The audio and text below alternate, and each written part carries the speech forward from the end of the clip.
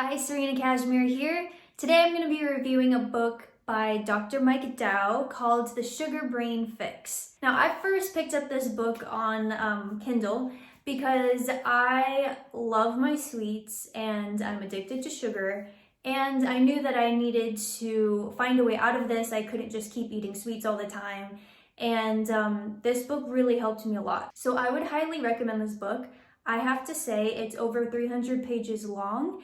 And normally I don't really mind how long a book is as long as I'm interested the whole time. And although this book has good information, it's extremely repetitive. So Dr. Mike Dow says right at the beginning that sugar is an addiction and it influences your mood and it actually shrinks the size of your brain, which I thought was really interesting. I didn't know that, and gave me more motivation to change my ways.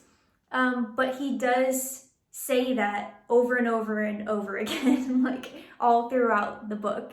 So there's basically a handful of things he teaches you, and then he just says it repeatedly for 300 pages. That's my main complaint, is just, don't have such a long book unless you're going to fill it with new information all the way through. So in his book, he gives a 4-week plan to get off of sugar.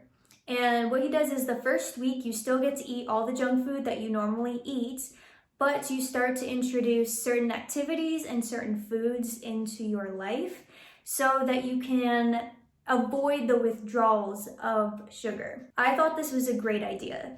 He mentions how there's different eating disorders out there and how they're usually tied to control. And so if we try to just do all or nothing, all in, commit to another diet, like it just really doesn't work for us.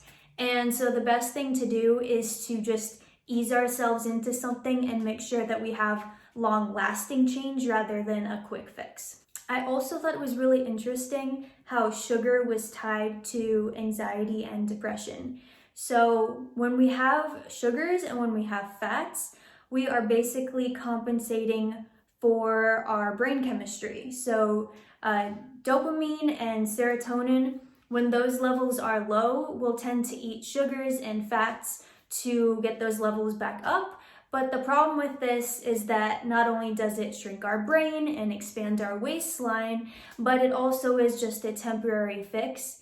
And our brain, to compensate for those chemicals shooting up all of a sudden, our brain stops manufacturing those chemicals by itself, which means that when we're not eating sugar and fat, then our brain is still not making those chemicals, and we need to go to sugar and fat to compensate. And it's just this vicious cycle that spins out of control and gets worse and worse over time. Anyway, so today I am starting the first day of his 4-week challenge, and so far so good. So it's day 1, and I didn't have to cut out any of, junk food that I want to eat, but I did have to eat 7 servings of fruits and vegetables. And that alone, I am stuffed. I am just done for the day. I went to the grocery store and I just got fruits and vegetables, and I avoided potatoes and bread because he says that those are also linked to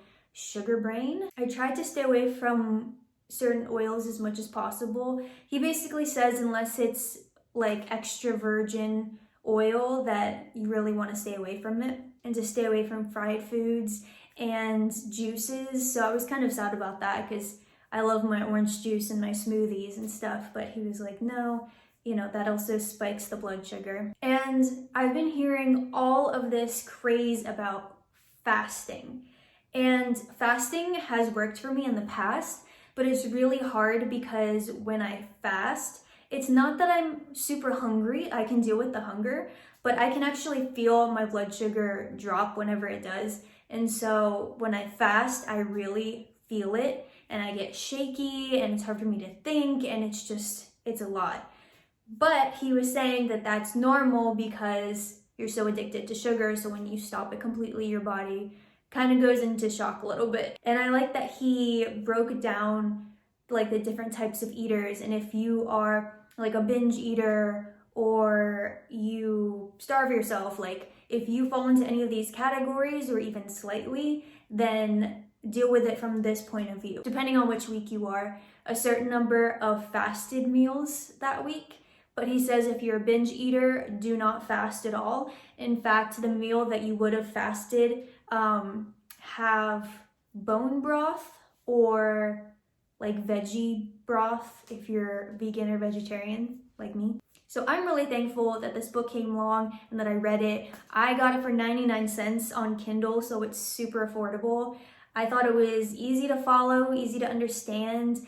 Like I said, he does repeat so often, so when I got about halfway through the book, I just started speed reading it instead of like really going through, because I realized he was just repeating a lot of the same information and I was just ready to get to the part where I could start following along. So definitely helpful for if you are addicted to sugar and you want to find a way out without traumatizing yourself or quitting as soon as you start. Thanks for watching my book review on The Sugar Brain Fix by Dr. Mike Dow. I'm Serena Cashmere. See you next week.